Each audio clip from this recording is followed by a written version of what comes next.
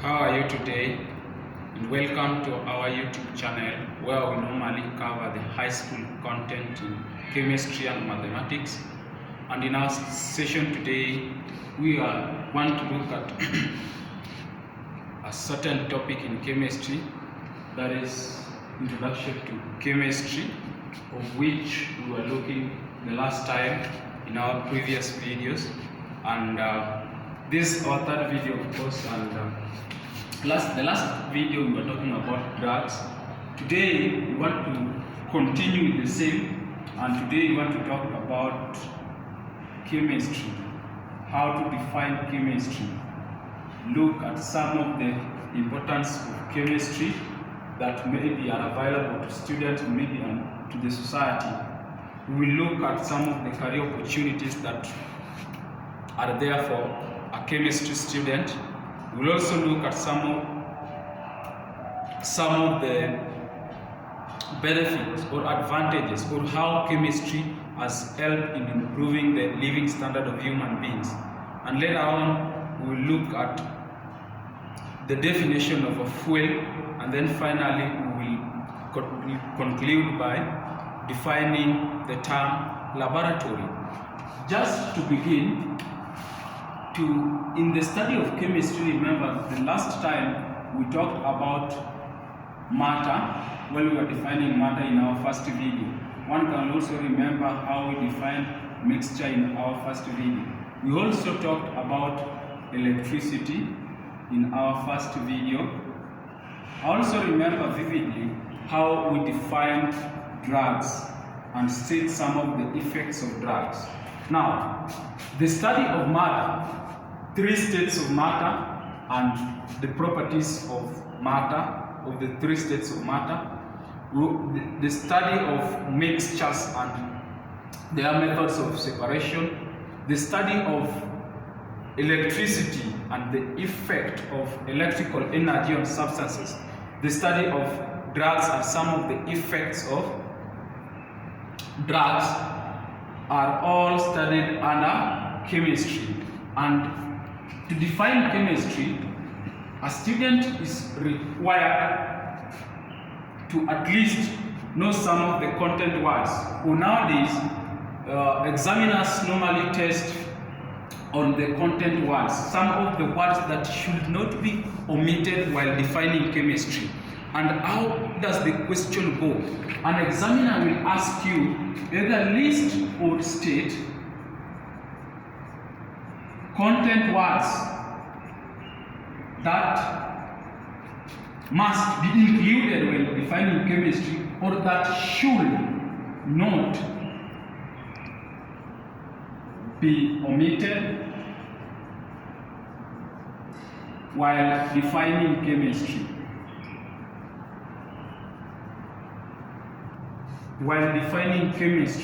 So here, content words that should not be omitted while defining chemistry. So to tackle this question, and this will also help a student to define chemistry. When an examiner just hit a student with a question, define chemistry. So these are some of the things that we need to know, and whenever we meet the content words when we are asked to define chemistry, and then we will not be awarded marks. So some of the content words are structure of matter,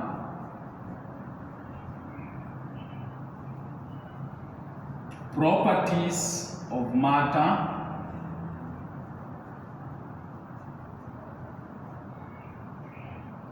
composition of matter,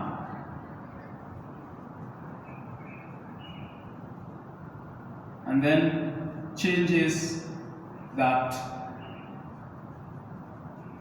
matter undergoes.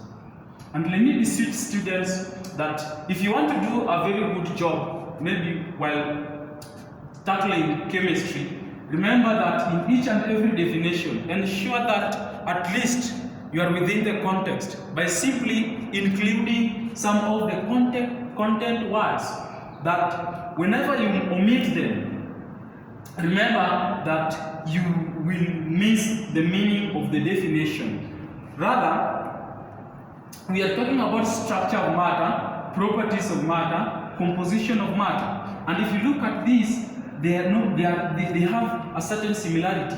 They are talking about some of the components of matter. So if you talk about the first three, in your strict definition, you will talk about the first two, list about the first two, and then include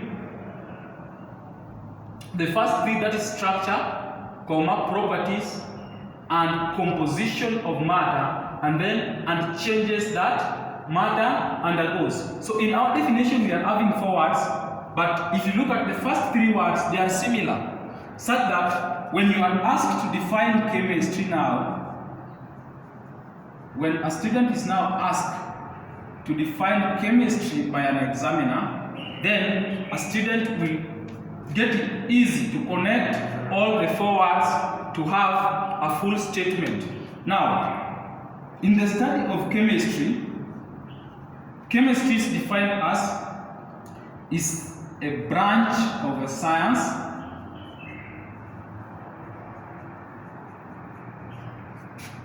that deals with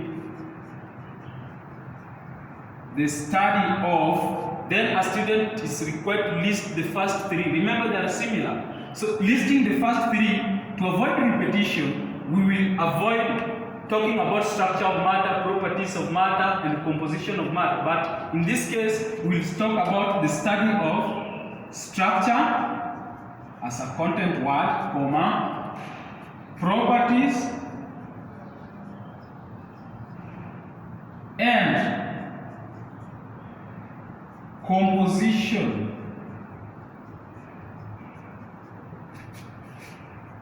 of matter,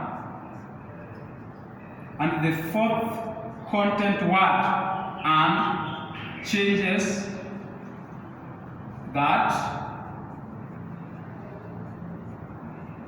matter undergoes. Very well. Such that we are talking about, if you talk about is the branch of science that deals with the study of, this is just for formality, for every definition, so that we don't miss the flavor. But these are the content words. We are talking about structure, properties, and composition of matter, and changes that matter undergoes. So by doing so, you will have all the full marks that might be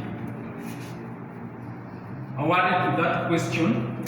And then let us now talk about some of the importance of chemistry to our society. And to begin, I'll ask some question. Let me ask myself about some of the things that we human beings use, some of the things that we human eat, some of the things that we human wore. Let's talk about the clothes and the shoes. Let's talk about even the medicinal drugs that we normally take when we feel sick. And then if you ask me about water, the existence about water that we use, the soaps that we use, the body lotion, of course, that we use. Let's talk about the perfumes. Let's talk about the air oils. Let's talk about the plastic combs. The food that we eat, we are talking about milk, let's talk about milk, definitely. Let's talk about porridge. Let's talk about tea. Let's talk about tea, bread, and even the blue band. Let's talk about the cooking oil, the vegetables, and even fruits. Let's talk about the common table salt.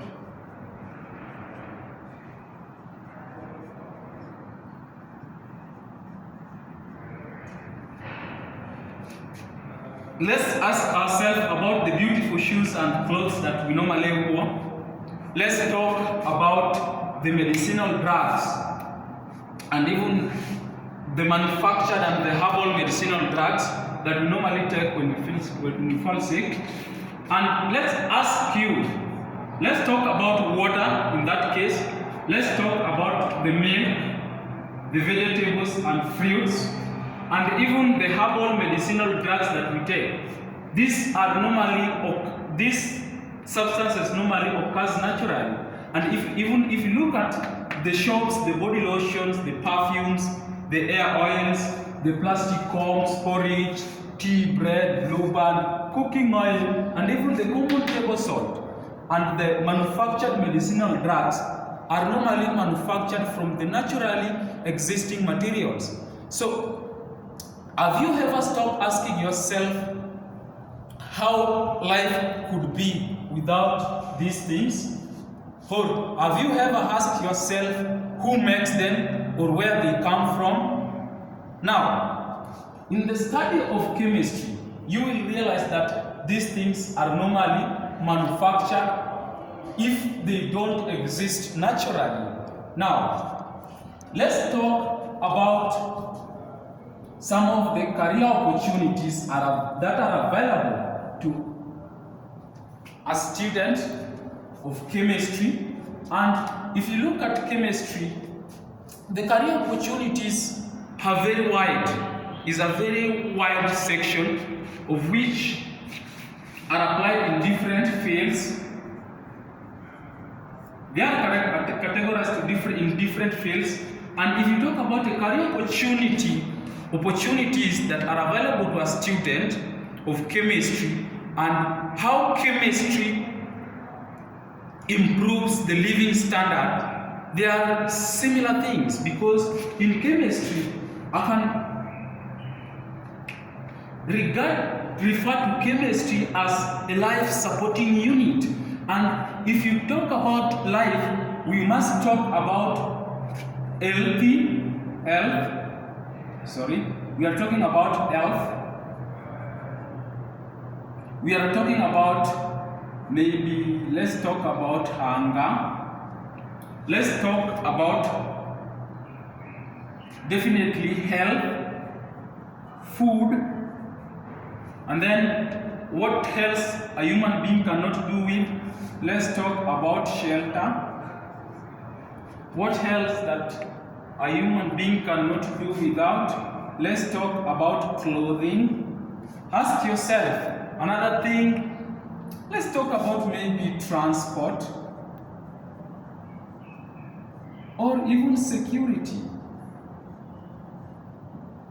Now, to list some of the career opportunities that are available to a chemist, let's talk about health. We are talking about, in the sector of health, we will talk about in the field of medicine. There are several career opportunities in the field of medicine.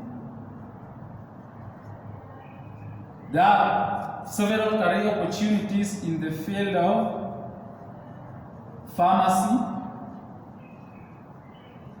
There are several opportunities in the field of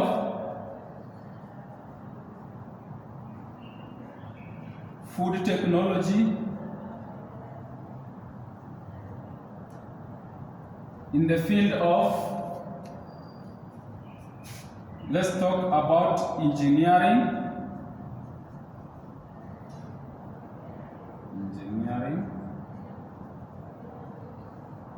And even in the field of education.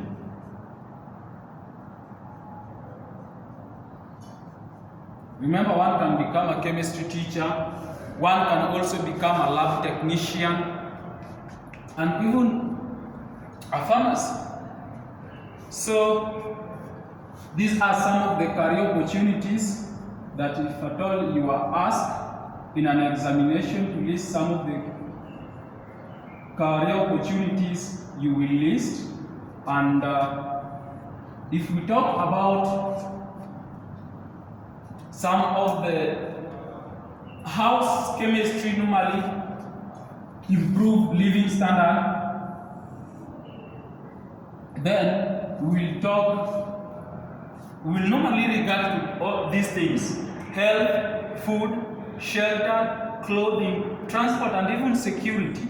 And now, how does chemistry help in improving the living standard? In health, we normally, when we feel sick, we normally take drugs. Therefore, chemistry normally helps in the manufacture of drugs to fight diseases. Chemistry normally involves in food production to fight hunger.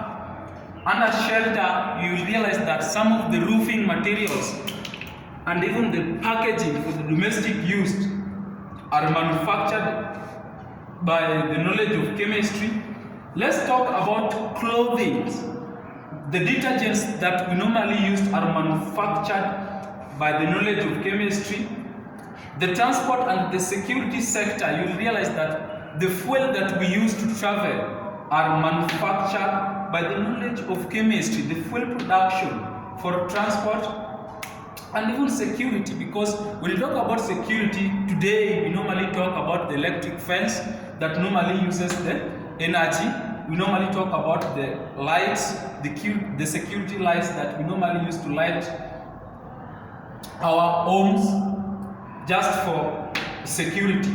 Let's talk about the energy that we normally use to cook foods at our home, or normally warm things, or maybe even water for use at home. Let's talk about the energy that we normally use in the industries.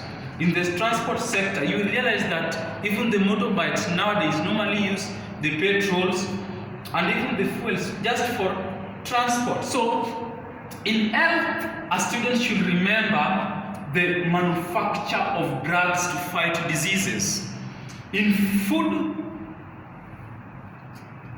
chemistry, the knowledge in chemistry is used for food production to fight this hunger,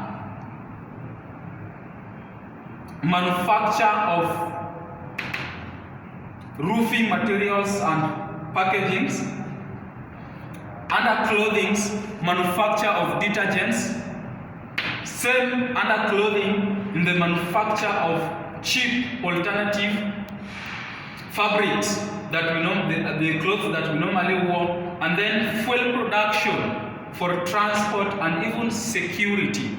And then let's now define a fuel, just to finish. If an examiner hits you with a question, then it tells you define a fuel. How is a student expected to define a fuel? Now, a student is asked about a fuel. First ask yourself, what is a fuel? So you will realize that in chemistry, substances are normally referred to as chemicals. And then those people who study, who work with these chemicals are normally referred to as chemists. Such that if you talk about fuel, you must think of a fuel as a substance that is, which when burnt produce heat energy that is used for different purposes. And then let's talk about a laboratory and even give some of the things that are even required in the laboratory. Just to begin, you will realize that in the study of chemistry, chemistry normally involves the practical activities such as that are referred to as experiments. And then these experiments are normally performed using chemicals and pieces of apparatus. And you will remember that these chemicals and pieces of apparatus are normally, there is a specific location or a special room or a building where they are kept, and then where these practical activities are carried out. And if you involve the study of chemistry, when you involve these practical activities in form of experiments, remember, for you to perform these practical activities, you will require some of the chemicals and even the pieces of apparatus. Now, where are the practical activities carried out, or where do we normally conduct these experiments, or where do we normally keep these chemicals and even these pieces of apparatus? That now will bring us to what is called a laboratory. Now, to define a laboratory, maybe due to shortage in an institution, due to shortage of infrastructure, maybe we have shortage of buildings, you can even identify a special room like here where you will keep your chemicals and pieces of apparatus and even conduct the practical activity, maybe under the subject chemistry.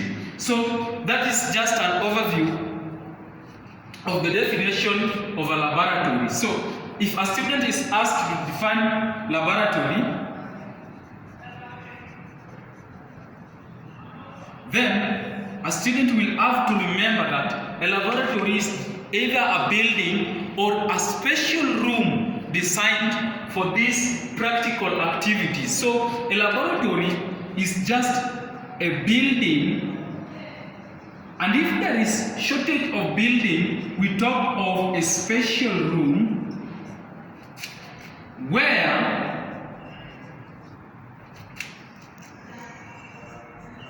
chemical substances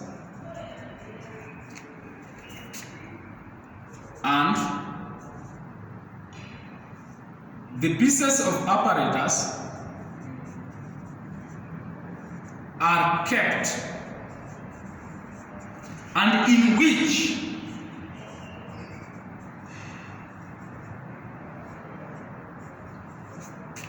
the practical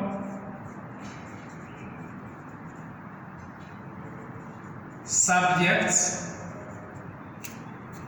such as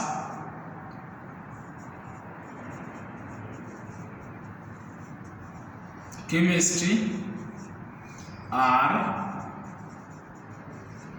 studied. And that marks the end of our today's session.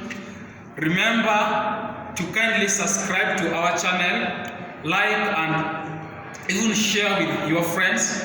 In case of a comment or a special request, don't hesitate to forward your thoughts through the comment section below. Remember to click the notification bell for updates so that you don't miss our uploads. Thank you.